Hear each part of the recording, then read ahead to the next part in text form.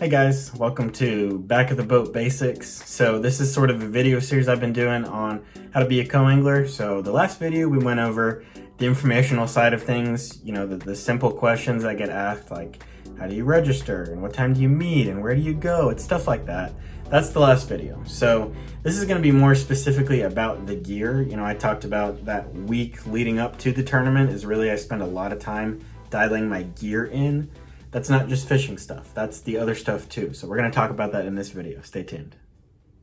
All right, so I'll put some footage in here, but I basically took my Shimano co-angler backpack and broke it apart. This week I pulled everything out, laid it out, wrote it down, and then put it all back in nice and neat and organized. You know, I've spent the off season getting some of my other stuff refined, getting my tackle storage and getting everything in line as far as that goes. But the actual stuff I take with me stays pretty much the same season to season. So I made a list here. I won't read all of it off because it would just be kind of repetitive and unnecessary, but I'll try to put some video clips in here to show you guys what I'm talking about as I go over these things. So I tried to break them down into different categories here just to make it a little easier to go over. We're gonna start with the basics. It's the things you cannot forget no matter what. These are the things that are sitting right at the front of where I'm grabbing my stuff from. And that is my life vest or PFD. Your boater may have one, but I'm always going to bring mine with me. Cash for your boater, for the gas money, of course. And then water and food. These are the things that are really essential to me. I mean, the fishing stuff is obviously needs to come with you, but these are the things that I'm going to make sure are first in line of sight that I can just transfer right into the boat, or if it's already in the backpack, just get it in there and you're good to go. Next category, weather protection. So this spans a wide variety of gear, or could, but I'm talking about a hat, sunglasses, gloves, warm weather gear. Could mean a buff when it's hot outside, a buff, you know, things like that. Rainy gear, so you know, your rain suit, waterproof boots, could be sandals, depends on what time of year it is and what your personal preferences are. Cold weather gear, gloves for running, you know, a safe face mask, hand warmers. These are things that your boater probably has, those hand warmers. Most people have those nowadays, but it's good to have your own supply just in case. And then sunscreen and chapstick. So, you know, keeping the sun off of you is a big deal to me. Not everybody, you know, does that. Not everybody really cares about that nowadays, but I definitely like to have those two things with me. All right, the next thing is the fishing section. So, you know, this is where it gets like super personal. The gear stuff, you know, it's personal. Everybody likes to take different stuff, but this is where it gets like deeply personal, right? So the number of rods is something that gets asked all the time.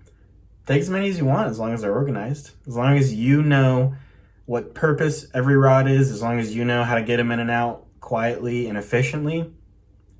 I've taken as many as 10 before, and that may be excessive, but I really like the speed of being able to switch from different techniques. You know, if I'm throwing a DT6 and I want to switch to a 10 when I'm at a deeper point or whatever it is, I really like being able to just switch instantaneously. And as long as you keep it organized and out of your boater's way, you can do that. You can bring as many rods as you want within reason. Other thing, I bring a small bag of plastics. I'll try to put some footage in here of it, but it's my own personal stuff that I like to use. You know, if your boater's on them and with a specific bait, some guys will offer that to you, some guys won't. You know, in most cases they will if they're catching them. But, you know, bring that bag of plastics, your baits obviously, extra terminal, so stuff you might break off if you're flipping or you're flipping a jig, you know, extra hooks, weights, stuff like that. I've also usually got extra trebles, extra split rings. I usually take bait fuel with me as well as scent or dye for plastics. The tools, I'm always going to have scissors or braid scissors, normally both, and then pliers. You know, having split ring pliers is good. Normally boater will have that with them. Having needle nose is not a bad idea. Like I said, boater may have that stuff with him too. So a lot of this stuff, the scissors and the pliers, the boater will have with them, but I like to have my own personal set just in case.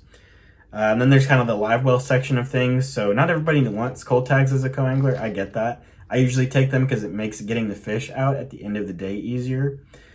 Fin clips are really good to have, not just for you, for the boater too. If he didn't have fin clips and he's having a fish struggling, if you guys haven't seen those before, they're just a little alligator clip with a weight on there. You can put on the fish and it will help right them and keep them upright and keep them happy and alive.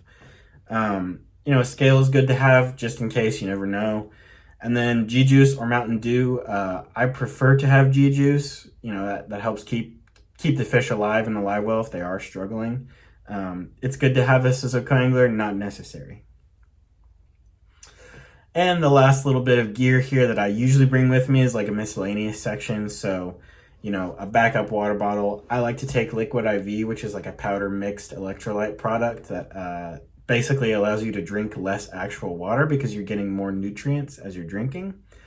And then I like to have high protein, non-messy snacks. So stuff like beef jerky, nuts, and protein bars. And then I usually will have a dry bag of some sort, something to keep phone and wallet and keys completely waterproof. Most of your boaters' compartments, they'll have one that's waterproof, but I like to have something just in case. And then always have extra cash, your ID, stuff like that. Just logical things that you're going to take everywhere with you. You definitely want to have them on the boat.